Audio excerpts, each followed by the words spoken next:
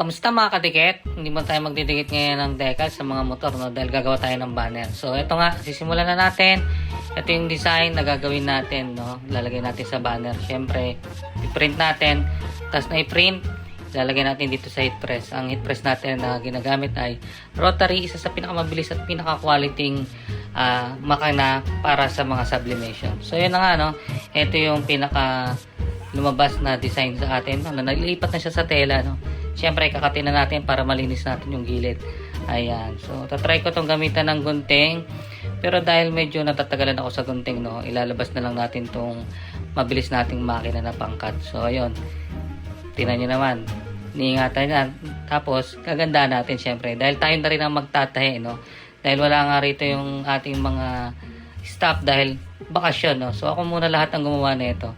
Disclaimer lang, di tayo magaling magtahi. May alam lang tayo ng konti. So, ayun. After